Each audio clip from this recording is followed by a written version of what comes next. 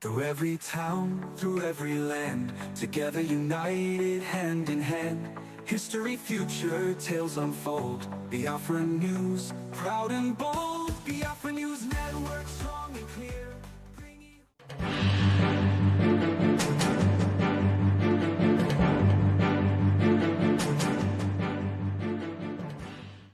Welcome to Biafra News Network, bringing you accurate, timely and impactful updates on matters affecting Biafra, Nigeria and beyond.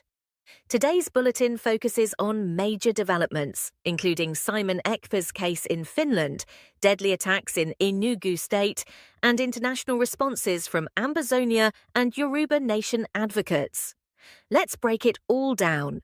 Starting with breaking news, Finnish authorities have officially stated that SIMON EKPA, Prime Minister of the Biafra Republic Government in Exile, BRGIE, has no connections to terrorism. This announcement came from Crime Commissioner Otto Hiltunen, who told MTV Eutecet that the ongoing preliminary investigation found no evidence linking EKPA's actions to terrorist organizations. This development directly counters the narrative pushed by the Nigerian government and EKPA's critics, who have sought his extradition. Many Biafrans are celebrating this announcement, viewing it as a significant victory. Calls for his immediate release are growing louder, with supporters asserting that he has no case to answer. EKPA has long been a controversial figure, with his push for Biafra's independence frequently clashing with Nigerian authorities. While his detractors argue against his methods, his supporters view him as a leader willing to stand up for his people in the face of systemic oppression. While some were celebrating developments in Finland, a brutal attack unfolded in Eha-Amufu, Isi Uzo local government area of Enugu State. Armed Fulani herdsmen launched an assault that left 3 farmers dead and several others injured. The gruesome attack occurred on Friday and has plunged the community into mourning. Disturbing reports from the scene revealed that one victim was killed while working in his rice field.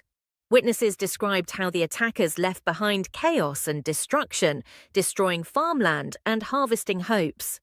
Videos too graphic to share showed one victim lying lifeless beside a basket of cassava he had harvested shortly before the attack. Community leader Ojenyi Odo lamented the devastation caused by the attack. He pointed out that the herdsmen not only killed locals but also destroyed rice farms ready for harvest, further exacerbating the community's struggles. This attack is part of a long history of violence in Eha-Amufu.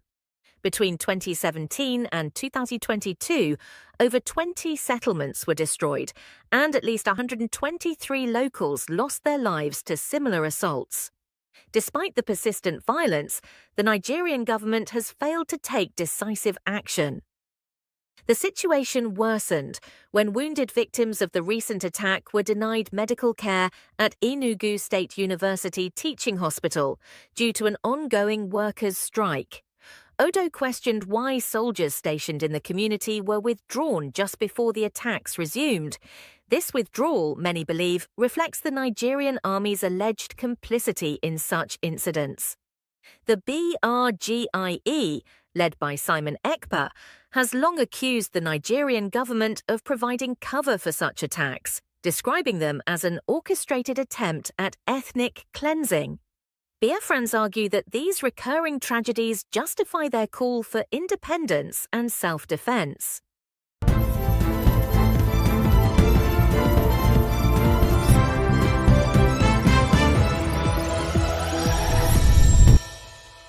In solidarity with Biafra, the Ambazonia Governing Council has strongly condemned the arrest of SIMON EKPA in Finland and the detention of Dr. Cho Ayaba in Norway.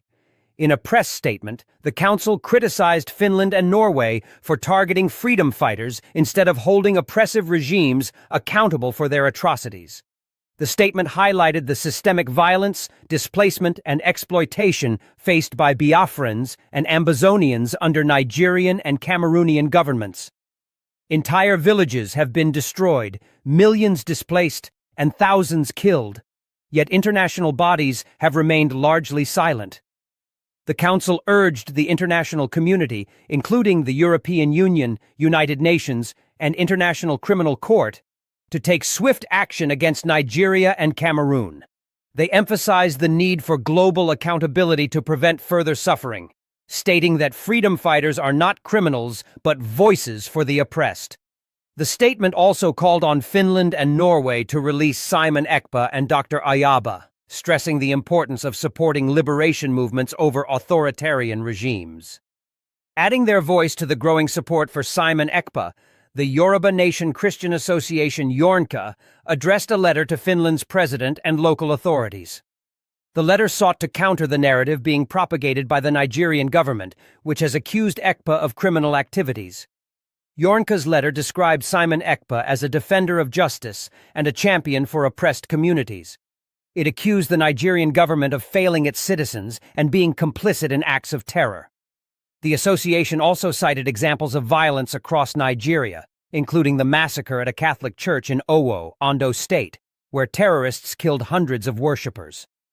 Eastern Nigeria has seen similar violence, with thousands of Christians reportedly killed in ongoing attacks. The letter urged immediate international intervention, stating that the Nigerian government has lost its moral authority to govern. Yornka commended Finland for resisting pressure to act against Ekpa and praised his family's resilience during these trying times. The letter concluded by reaffirming Ekpa's role as a beacon of hope for oppressed people, stating that his mission is divinely inspired.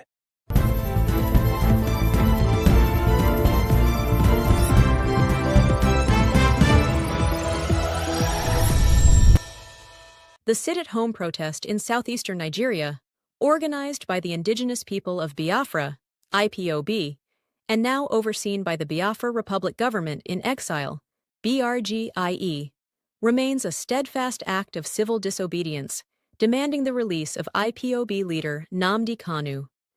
Despite government crackdowns, threats, and accusations of enforcement by BRGIE, residents continue to comply, driven by solidarity and unresolved grievances.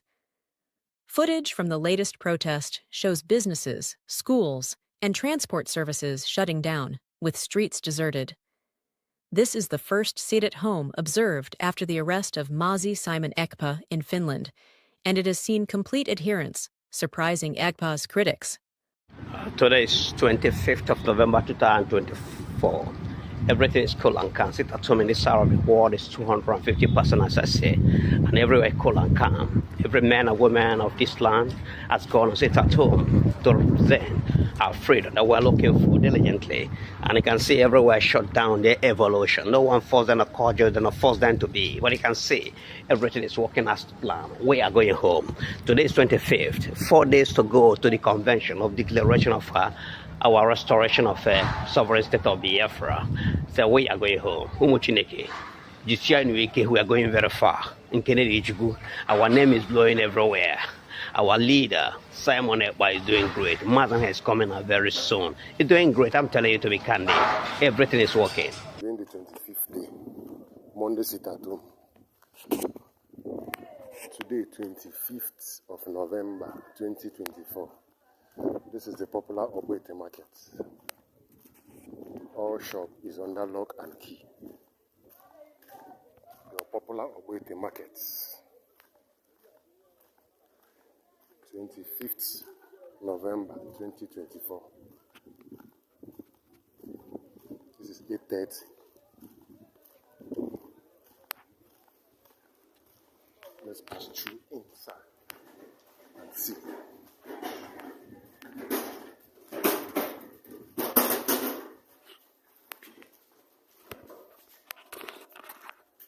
All shops remain locked.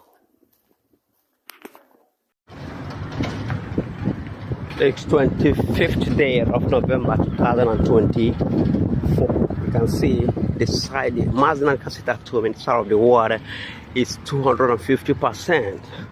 Everywhere is shut down on their own evolution. No one forced them.